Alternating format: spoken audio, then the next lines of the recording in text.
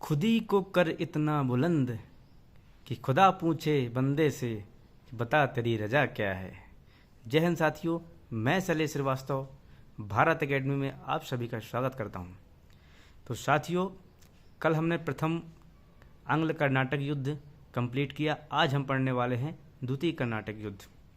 तो चलिए स्टार्ट करते हैं। तो द्वितीय कर्नाटक युद्ध जो है 1749 से 1754 के बीच में हुआ था। इसके कारण क्या थे कि डुप्ले द्वारा भारतीय राज्यों के उत्तराधिकार के संघर्ष में हस्तक्षेप करना। अब थोड़ा सा कहानी समझिएगा कि हैदराबाद और कर्नाटक दोनों जगह मतलब आपस में हस्तक्षेप चल रही थी। केवल किसके लिए? नवाब बनने के लिए। तो हैदराबाद में नासिर जंग और मुजफ्फर जंग, और कर्नाटक में थे चंदा साहब और अनवरुद्दीन। अब नासिर जंग और मुजफ्फर जंग के बीच में चल रहा था युद्ध, और चंदा साहब और अनवरुद्दीन के बीच में चल रहा था उत्तराधिकार के लिए। फिर इसके बाद अब देखिए, मुजफ्फर जंग और चंदा साहब, इनकी तरफ से कौन रहे? डुप्ले, फ्रांसीसी गवर्नर डुप्ले थे। और नासिर जंग और अनवरुद्दीन के तरफ से थे अंग्रेज रॉबर्ट क्लाइव। अब जब युद्ध होता है, कौन सा युद्ध होगा? अब अंबूर का युद्ध। तो चलिए देखते हैं कि अंबूर का युद्ध कब हुआ? 1749 में। अब मैं बताता हूँ आपको कर्नाटक के बाद। कर्नाटक में अनवरुद्दीन थे और चंदा साहब थे। चंदा साहब की तरफ से डुप्ले, अनवरुद्दीन की तरफ से क्लाइव। अब क्या होता है कि अंबूर के युद्ध में अनवरुद्दीन की हत्या हुई। जब युद्ध होता है तो उसमें अनवरुद्दीन जो है उसकी हत्या हो जाती है, उसको मारा जाता है, और चंदा साहब जो है कर्नाटक के नवाब बनते हैं। चंदा साहब बन गए तो किसका शासन हुआ? फ्रांसीसियों का। और हैदराबाद में क्या आता है दोस्तों कि नासिर जंग और मुजफ्फर जंग के बीच में रहता है। तो नासिर जंग की तरफ से रहते हैं अंग्रेज और मुजफ्फर जंग की तरफ से रहते हैं डुप्ले।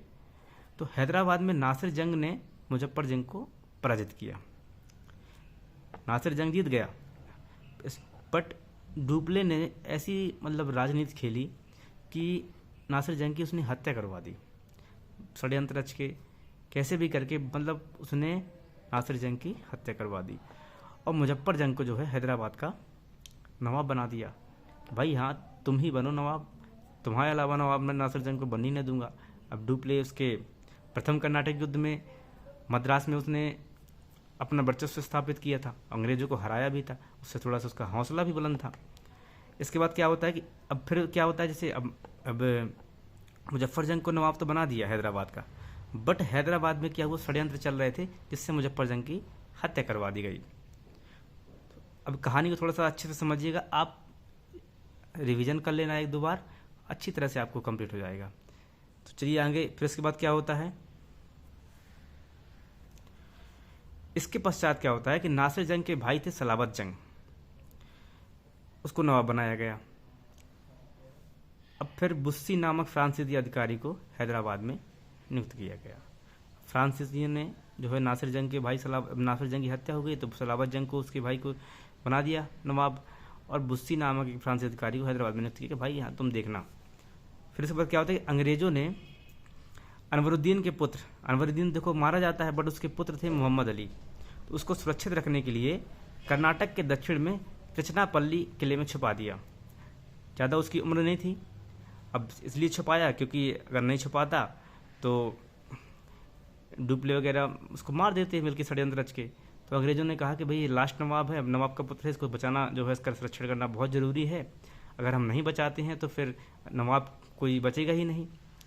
तो फिर क्या किया गया कि कर्नाटक के दक्षिण में एक तिरुचनापल्ली किला था, तो वहाँ पे जो है छुपा दिया गया किसको? मोहम्मद अली को। इसी समय तिरुचनापल्ली के किले में घेरा डाला। अब घेरा किसने डाला? तो कौन डालेगा घेरा? डुप्ले। तो परिस्थितियों को समझते हुए अंग्रेजों ने कर्नाटक के राजधानी अर्काट पर घेरा डाला और चंदा साहब को तिरुचनापल्ली से अर्काट बुला लिया। अब देखो क्या होता है, समझना कहानी। जैसे ही अनवरुद्दीन के पुत्र मोहम्मद अली को सुरक्षित रखते हैं तो चंदा साहब जाता है कहाँ? तिरुचनापल्ली, कि जाके मैं उसको वहीं जाके मारूंगा अब तुम्हें। जब वो जाता है वहाँ पे घेरा डालता है तो रॉबर्ट क्लाइव की जो अंग्रेज होते हैं वो क्या करते हैं कि अर्काट एक कर्नाटक की राजधानी थी, तो अर्काट पे जो है उन्हें घेरा डाल दिया कि भाई अगर तुम यहाँ कर हमला इसको त्रिचनापल्ली में हमला कर रहे हो तो मैं जो है हम लोग कहाँ हमला करेंगे, अर्काट पे डाल दिए। जैसे ही अर्काट में घेरा डाला गया तो चंदा साहब जो है फिर त्रिचनापल्ली छोड़ा कि भाई चलो अपनी राजधानी तो बचाया जाए। तो चंदा साहब ने जो है त्रिचनापल्ली से अर्काट आया। जब अर्काट आया गया तो उसी समय उसकी जो है चंदा साहब की हत्या कर दी जाती है। अब चंदा साहब की हत्या हुई यानी डुप्ले कमज़ोर पड़ा और मोहम्मद अली को कर्नाटक का नवाब बना दिया गया, जिससे पांडिचेरी की संधि होती है 1754 में। उसके बाद क्या होता है कि फ्रांसीसी सरकार ने डुप्ले को भारत से फ्रांस बुला लिया और गोडेहू को भारत भेजा, जिसने अंग्रेजों के साथ पांडिचेरी की संधि हुई और इस संधि के तहत कर्नाटक युद्ध समाप्त हो जाए। जय हिंद साथियों, आज के लिए इतना ही काफ़ी है।